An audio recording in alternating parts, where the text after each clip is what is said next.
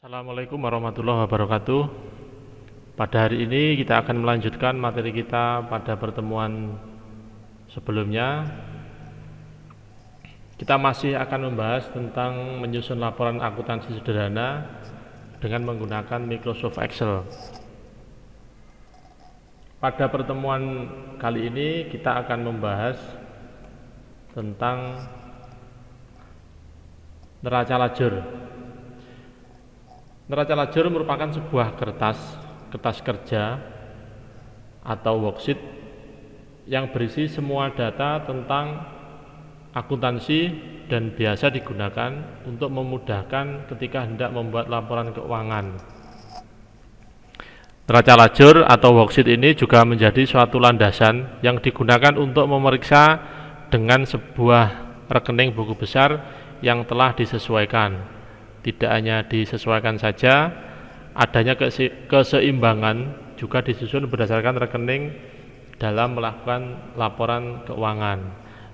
Pada pertemuan minggu kemarin kita membahas mulai dari jurnal, buku besar, itu sudah kita lakukan. Dari hasil latihan jurnal dan buku besar, langkah selanjutnya adalah menyusun neraca lajur. Jadi dari neraca lajur ini kita bisa membaca seluruh transaksi yang ada pada perusahaan. Langsung saja kita akan masuk di latihan.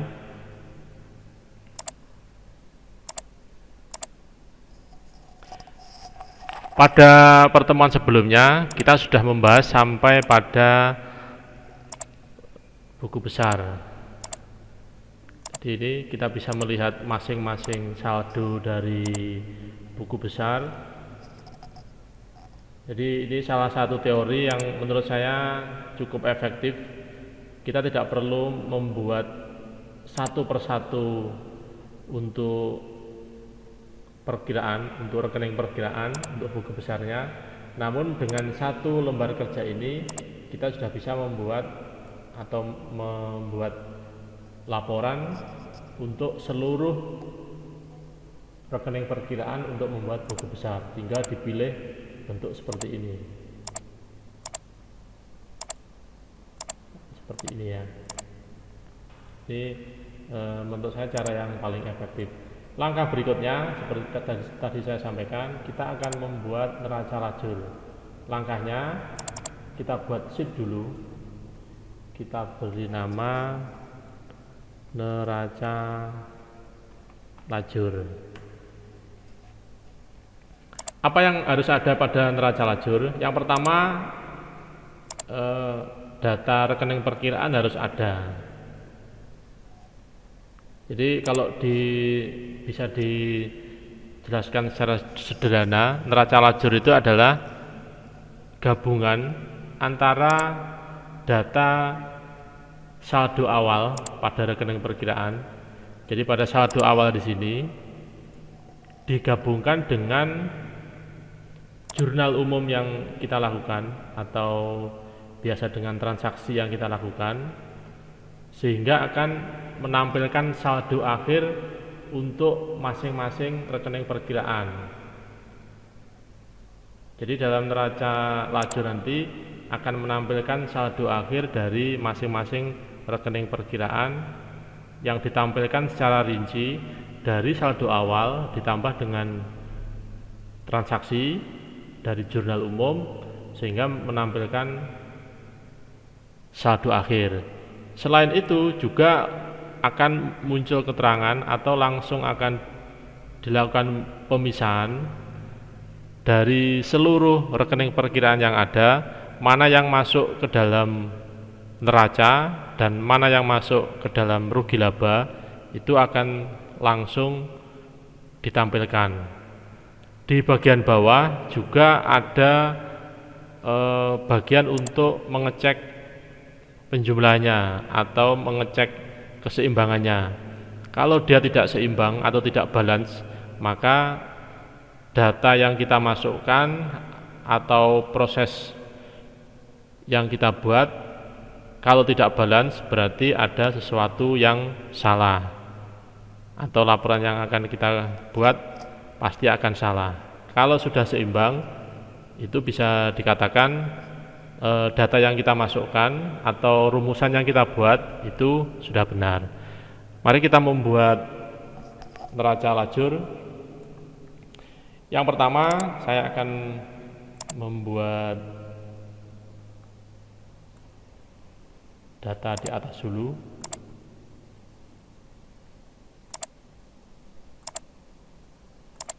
Ini kita ganti dengan neraca lajur. Periode bisa dituliskan misalkan tahun 2021. Yang pertama ada kode nama perkiraan.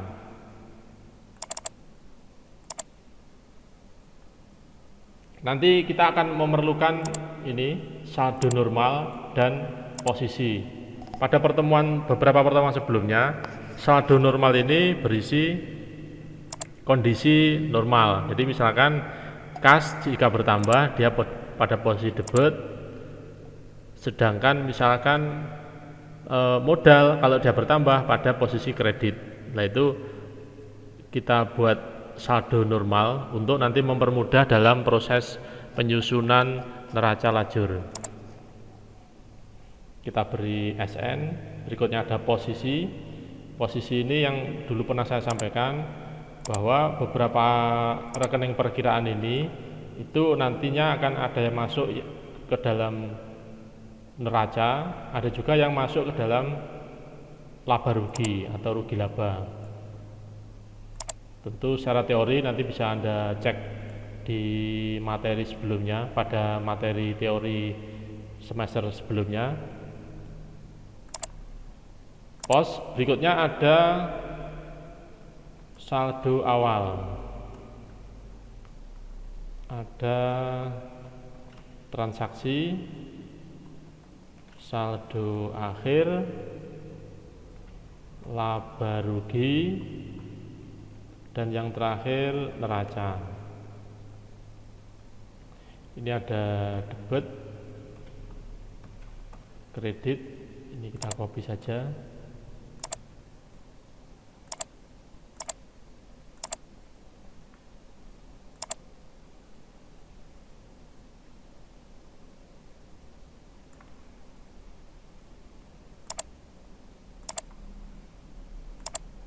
Kita atur sesuai dengan posisinya. Di beberapa contoh saldo normal dan posisi ini ada yang di hide atau disembunyikan. Nanti tergantung Anda, bisa disembunyikan, bisa ditampilkan.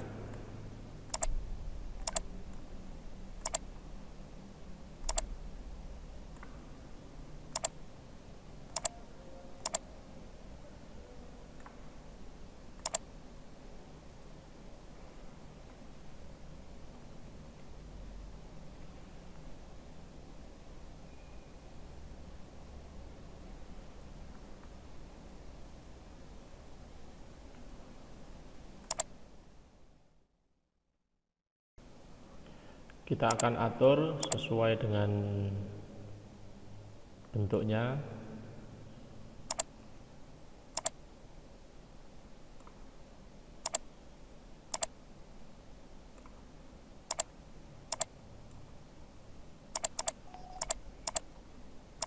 Silahkan dimodifikasi biar lebih menarik dan informatif ya. Berikutnya setelah seperti sudah tersedia kolom-kolom seperti ini, langkah berikutnya adalah kita mengisikan kolom-kolom yang ada dari jurnal yang sudah kita buat, dari jurnal dan rekening yang sudah kita buat. Yang perlu diperhatikan bahwa membuat neraca lajur sampai nanti neraca dan rugi laba itu adalah proses yang otomatis. Tidak boleh kita misalkan menuliskan atau mengetikkan angka di dalam kolom atau sel yang ada pada neraca lajur ataupun rugi laba dan neraca. Jadi semua proses ini harus dilakukan secara otomatis. Yang pertama kita isikan kode dulu. Kode ini kita ambilkan dari sini ya. Caranya sama dengan kita masuk ke akun perkiraan,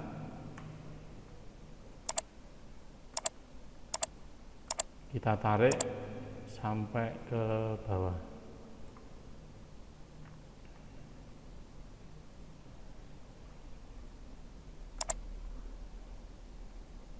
Kenapa kita melebihkan ada kolom-kolom seperti ini? Fungsinya adalah kalau nanti di akun perkiraan ini ada penambahan, maka di neraca lajur ini akan tetap terisi. Kita buat rumusan biar tidak nol ya. If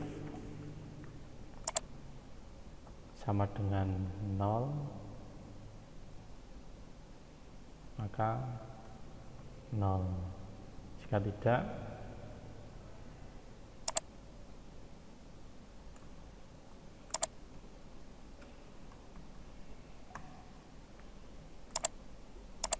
biar tidak ada 00.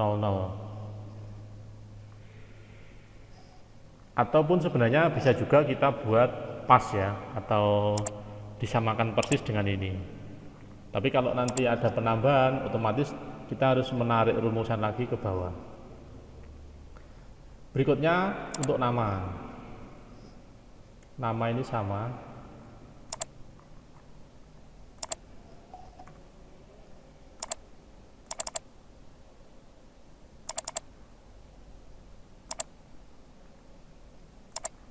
Kita berikan rumusan if sama dengan 0, maka kosong ya, bukan 0 tapi kosong. Jika tidak, ini yang kita tampilkan. Ini harusnya di sini. If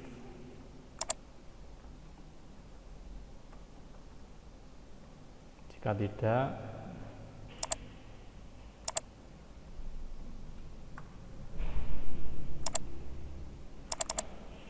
ini akan kita kopikan rumusnya ke bawah.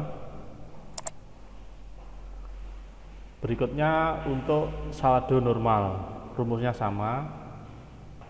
Kita pilih di sini saldo normal. Kita langsung saja kita buat if sama dengan 0, maka 0. Jika tidak, ditutup. Jika tidak, isinya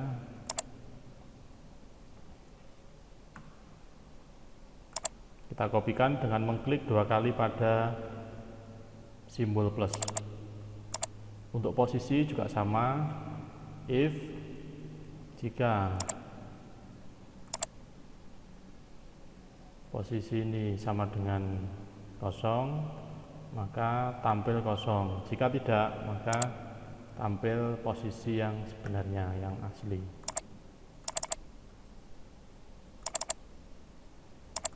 Nah, kita kecilkan. Berikutnya untuk saldo awal. Saldo awal ini diambil dari mana? Diambil dari akun perkiraan yang dulu sudah pernah kita masukkan. Nah, dari sini. Ini yang kita masukkan ke neraca lajur. Sama kita buat if langsung, debit sama dengan 0, maka 0.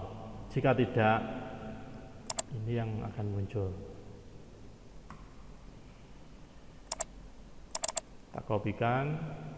Untuk sampai sini kita atur seperti ini ya.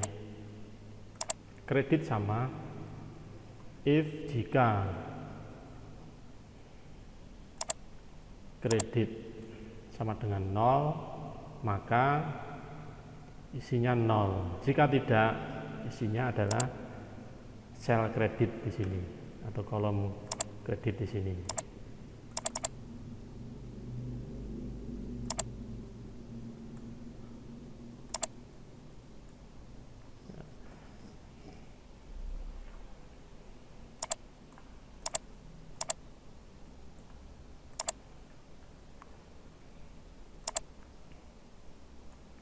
Ini ya, ini untuk mengatur lebar kolom secara keseluruhan. Berikutnya adalah di kolom transaksi. Dari mana kolom transaksi ini didapatkan? Dari jurnal yang sudah pernah kita buat. Caranya, di neraca lajur ini misalkan sebagai contoh kas, yang ada di sini itu adalah akumulasi dari jurnal yang sudah kita buat. Misalkan kas di sini ada 4 kali transaksi. Yang pertama ini senilai 1 juta di kredit, ada lagi 1.200.000 di debit lagi 500, dan debit lagi 1.500.000. Nah, ini kita akumulasi dan kita masukkan ke dalam kolom di transaksi ini di posisi debit. Ini ya, kalau kita buat laporan atau kita buat neraca lajur secara manual, maka kita melihat di buku besar.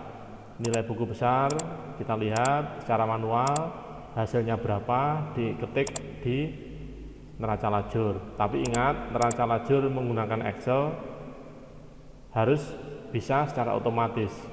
Jadi mulai dari buku besar, neraca lajur, laporan keuangan neraca, dan rugi laba itu harus dibuat secara otomatis. Tidak ada yang diketikkan, tapi kita tulis rumusan atau formulanya. Bagaimana caranya? Kita buat sama dengan, untuk membuat atau memasukkan dari data jurnal, sum if. Jadi kita sum itu menambahkan, if dengan memilih. Nah, ini ya, saya klik di posisi ini ringnya. Jangan lupa di absolut dengan cara ditekan F4. Berikutnya kita masukkan kodenya, yang kedua kodenya. Yang kedua kolom yang dijumlahkan. Karena tadi debit, maka saya akan masuk debit ini, saya copy sampai sini. Terus saya absolut F4, terus saya tutup. Nah, ini saya kopikan ke bawah. Sekarang kita bisa mengecek nilai-nilai dari ini pada saat, atau kita cek di buku besar. Contoh misalkan kas 3.200.000, kita cek di buku besar. Apakah debitnya benar 3.200.000? Kita lihat. Nah, ini ya, ini ada 3.200.000. Ingat, ini posisi pada buku besar, belum termasuk saldo awal. Saldo awal nanti akan diakumulasi lagi di saldo akhir ini. Untuk kredit sama, sum if. Jadi sum if ini ada ring, ada kriteria, ada sum. Ringnya adalah apa yang dipilih, kolom mana yang dipilih ringnya. Ringnya yang dipilih adalah ini, kolom kode pada jurnal umum. Nah, ini kita masukkan, kita F4. Berikutnya kriteria. Kriterianya apa? Kriterianya di kode pada rekening perkiraan di sini. Terus berikutnya apa yang ditambahkan, summary-nya, yang di sum adalah yang ditambahkan atau diakumulasi adalah kolom kredit. Kita blok, kita F4. F4 ini perlu, kalau tidak kita F4 maka rumusan sum ini juga ikut berubah ketika pindah baris.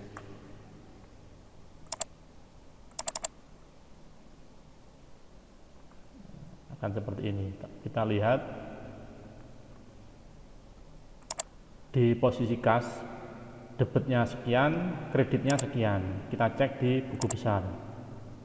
Debitnya ada 3.200.000, kreditnya ada 1 juta rupiah.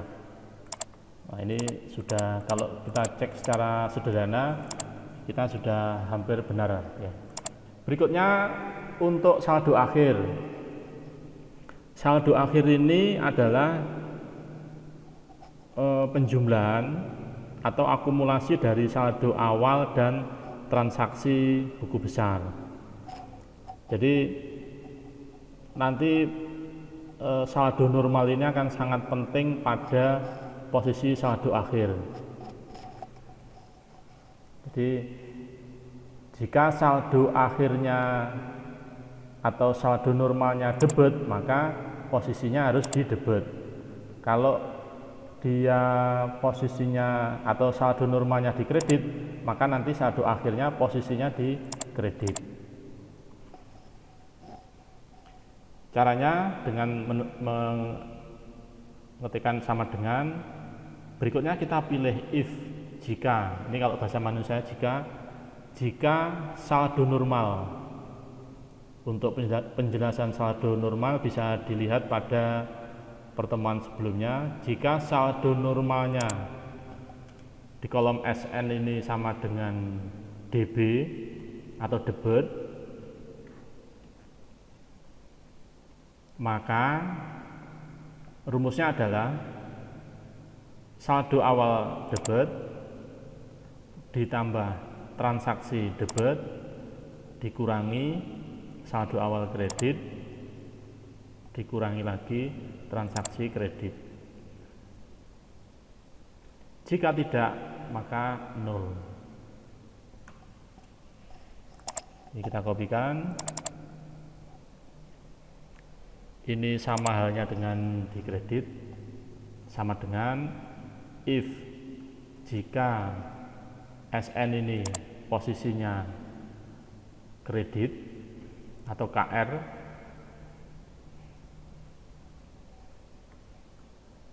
maka rumusannya akan berbeda. Bagaimana rumusannya? Saldo awal kredit ditambah transaksi kredit dikurangi saldo awal debit dikurangi lagi transaksi debit. Semoga bisa difahami. Kalau tidak kredit maka 0. Ini kita kopikan bawah.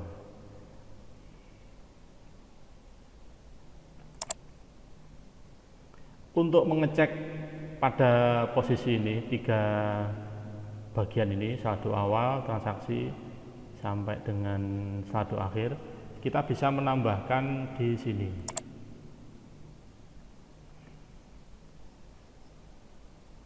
Ini kita bisa sama dengan sum, atau langsung aja kita blok bagian di sini sampai di kolom di baris paling bawah yang ingin kita menampilkan. Berikutnya kita pilih auto sum. Nah, akan muncul. Setelah itu kita tarik di sini. Kita tarik semuanya. Ya ini ya, ini kalau angkanya sudah sama seperti ini, itu rumusan di sini sudah bisa dikatakan hampir benar.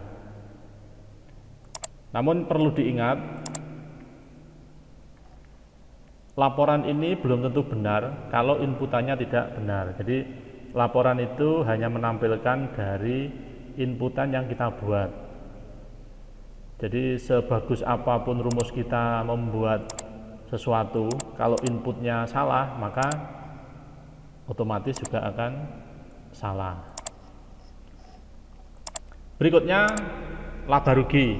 Laba rugi ini prinsipnya adalah menampilkan semua data yang ada di sini di kolom saldo akhir ini. Kalau posisinya di sini itu laba rugi di sini LR. Ini kita pisah sesuai dengan dulu ini ya. Ada posisi kalau dia pendapatan biaya itu kita masukkan di laba rugi, tapi kalau aktiva seperti tanah, gedung, kas dan sebagainya kita masukkan pada neraca. Jadi kita langsung rumuskan if jika pos sama dengan LR atau laba rugi, maka kita pilih debit, jika tidak nol.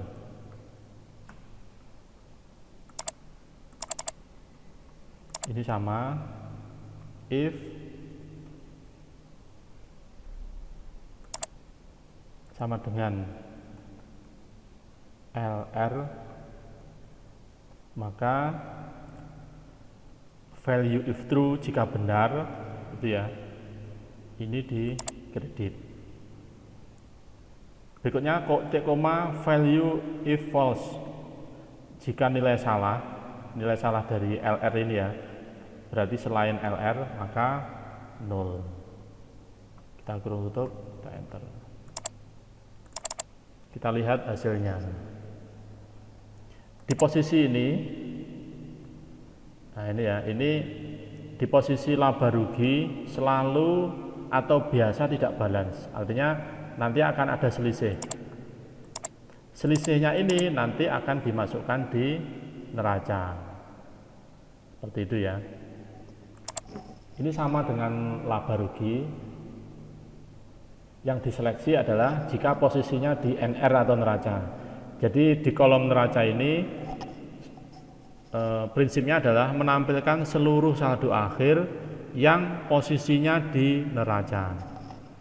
Jadi kita ketik if pos sama dengan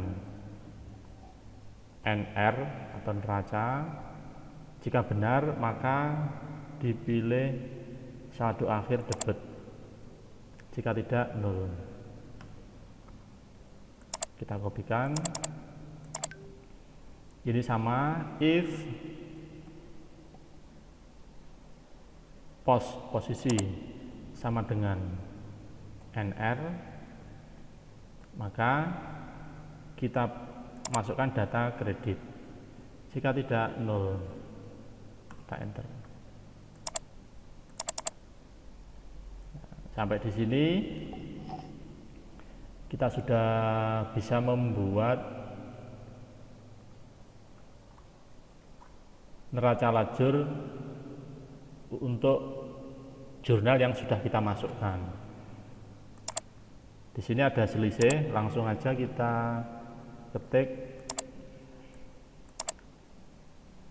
laba atau rugi sama dengan, ingat laba itu adalah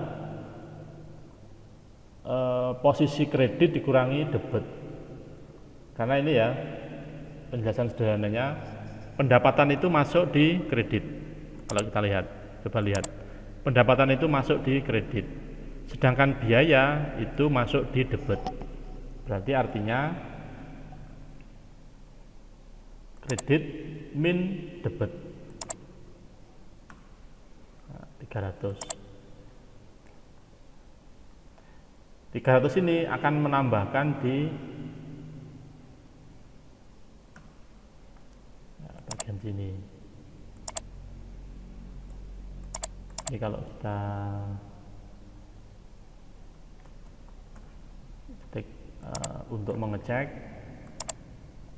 jadi posisi laba rugi dan neraca itu selalu tidak seimbang di baris awal ini. Namun kalau laba ruginya itu dimasukkan, maka posisi neraca ini akan seimbang. Kita pilih, kita auto sum, kita pilih, kita auto sum. Nah, ini kalau kita sudah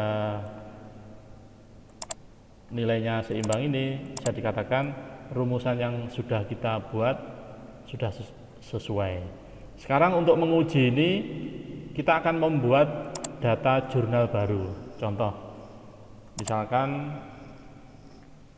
pada tanggal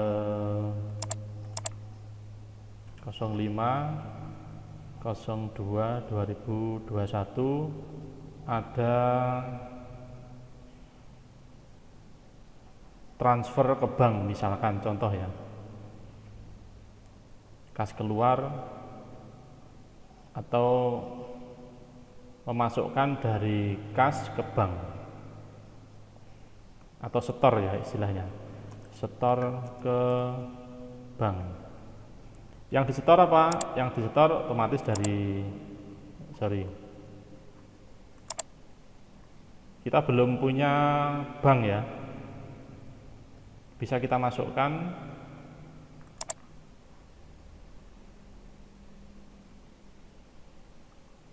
atau misalkan kita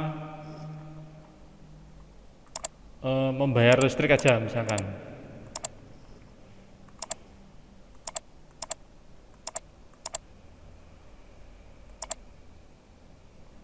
ada biaya membayar listrik.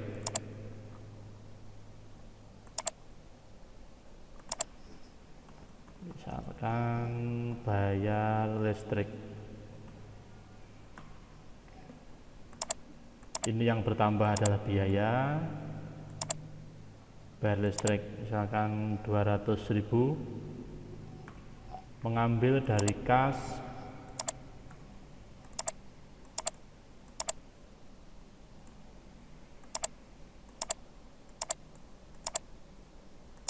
sama 200.000. Ketika saya masukkan di jurnal ini, yang pertama buku besar harus berubah. Buku besar harus berubah, posisi kas harus berkurang 200.000. Nanti neraca lajur juga harus berubah. Posisi kas berubah, posisi laba berubah, dan semuanya berubah. Kita cek dulu di buku besar. Nah, ini buku besar sudah masuk otomatis ya, tidak perlu saya menambahkan, sudah keluar 200.000, sehingga saldonya berubah menjadi 3.260.000. Kita cek di neraca lajur, posisi kas, nah, ini ada debitnya 3260 sama dengan buku besar. Biayanya juga akan bertambah, biaya listrik 200, maka labanya ikut berubah. 200.000 dikurangi tadi 300 dikurangi 200.000 tinggal 100.000. Demikian langkah singkat untuk membuat neraca lajur. Terima kasih, selamat mencoba.